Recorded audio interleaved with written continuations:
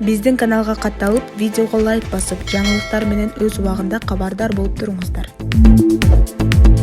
Казакстандагы кыргыз аскерлери маанилүү стратегиялык объектини кайтарууга алды. Бул тууралуу Коргоо министрлигинин басма-сөз кызматынан билдиришти.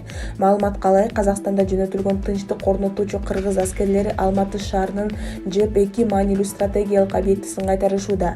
ЖККга мүчө мамлекеттердин тынчтык орнотуу күчтөрүнүн азыркы учурдагы негизги милдети Казакстандын өзгөчө маанилүү жана стратегиялык объектилерин коргоо жана кайтаруу болуп саналат деп айтылат министрликтин маалыматында. Кыргыз аскерлери Казакстанга 7 январда жөнөтүлгөн.